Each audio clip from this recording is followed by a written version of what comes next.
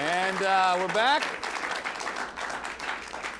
Pat, I apologize. I interrupted the end of your joke there. Comedy but you told me, brilliance, yeah, absolutely. You told me you were going to fuck up anyway. I probably was. I think I was, and I didn't have to reveal that. But it would be a great religion to be in, I think, the Hindus, yes. Because if you're a Christian, you're sweating it on your deathbed, you know? Like, you're thinking like, oh God, please accept me into heaven, don't cast me into hell, right? If you're a Hindu, you're like, monkey, monkey, monkey, monkey.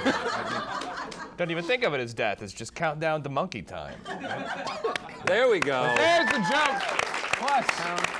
Plus. So does that joke ever offend any Hindus or monkeys? Oh, well, I mean, I would hope not. I mean, it seems like it's a perfectly innocuous joke. You know what offends people is when you start talking about the Indian food, though. Because I like it. It's spicy and delicious, but every time I eat it, I feel like I'm going to shit an 8-limb baby, you know? I only say that because I can. Yeah, go ahead. Spider baby, sure. And then I always seem to end up going in public too when I go to the Indian restaurants. You know what I mean? I'll wind up in some like a Starbucks men's room or something like that. Or the worst is the automatic toilets. Those are the ones I hate the most. You know? Why? You stand up and they just flush. I mean, what well, if they usually don't flush until you walk away. Well, what if I wanted to look at it for a minute? You know what I mean? Is the whole. I mean, when was this decision taken out of my hands? You know what I mean? You stand up, you turn around. You get your camera pointed at it, and you never took a photo, I guess. Oh my God, it's a J. I felt that needed to be documented, you know. We had the church group come in for your set. I'm sorry. Well, it's just some poop humor, you know. Yeah, a little poop humor never hurt anybody. So let's talk about how you got your start in comedy. The week after your divorce, yeah, you started doing stand-up. Right? Yeah, is that true? Well, I didn't mean to bring up your divorce. Yeah. After that's the a real poop jokes. shame. Yeah. No, you know what? I went to a wedding the other day, and I have to say, this guy spent more on his wedding than I spent on both my weddings and divorces combined. I would say he probably spent $2,500 on this wedding. I got married really young. I married my high school sweetheart. You know. Oh, right. When you marry your high school sweetheart, it's kind of like you've said, you know what? I've looked all over the school.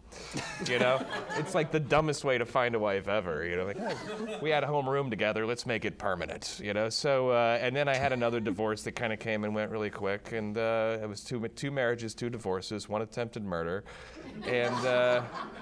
I found that I'm kind of like a TV makeover show when it comes to relationships, but in reverse. You know, like, you know how they take an average woman and they make her beautiful, which I can never take an average woman and make her beautiful, but I can take an unstable woman and make her violent.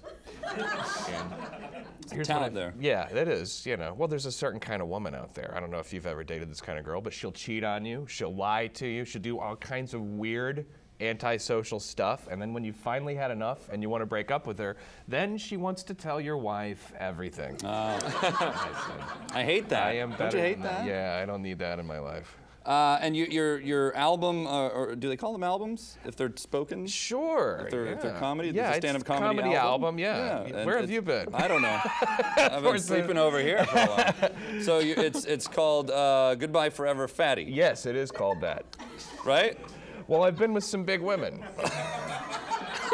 I really have. And I don't mean chubby girls either. I'm talking fat were they, sideshow freak fat women. I'm talking like 140, 145 pounds. Just enormous. Buck 40, buck 40, buck 40. They're like, haha, fuck you, actually. That's my goal weight, prick.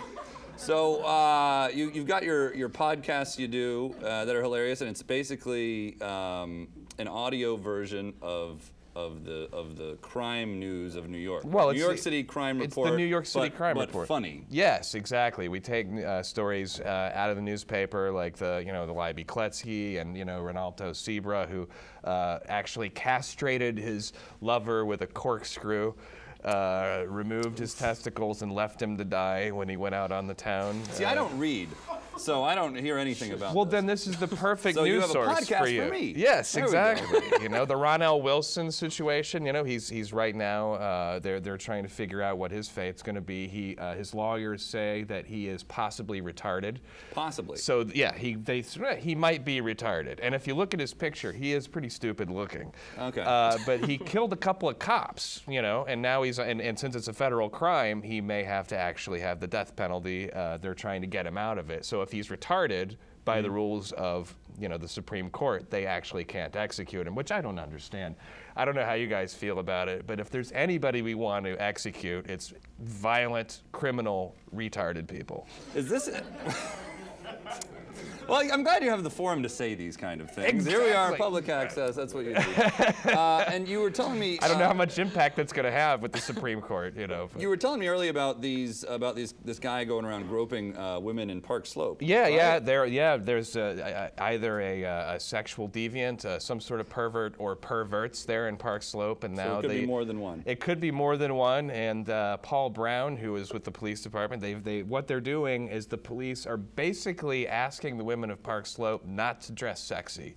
Don't wear mini skirts, don't wear dresses, don't wear anything short, because the MO is to reach under the skirt. That's what they do. And we've all had that temptation, I'm sure, walking up the stairs on the subway. You want to reach up and grab it. It's very tempting. A crowded subway is a great place to get some, action going. Well, especially walking up the stairs. It's like a tip jar with all that money in it. You just want to reach in and grab a handful, you know.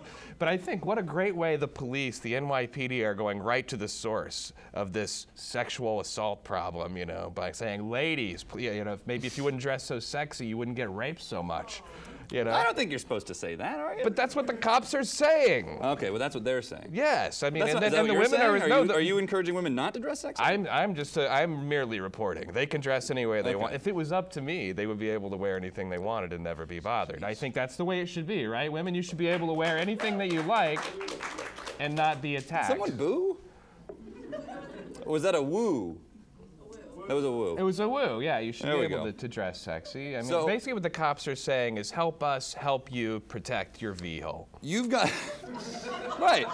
You've got a live. I've seen that on the subway. You've got a live crime report coming up at the New York Comedy Festival. We are proud to be a part of the New York Comedy Festival this year. It's November 13th at the Creek and the Cave. It's going to be live New York City Crime Report. We got great guests, Jay Okerson. We have Chris Laker, Mike Vecchione. Very funny comics that are going to help us round out the whole show. We have Detective Reynolds, who's been a frequent guest on our show, who is a 20-year veteran of the NYPD. You going to get Tony Baloney, too? I don't know if we can get Tony Baloney. He might, you're talking about the guy who maced the... Yeah. You know, it's so nice when you see the exact reason why somebody became a cop. Well, we want to thank you, Pat, for coming by. Thanks for having me. Pat Dixon, thanks, everybody. Eric.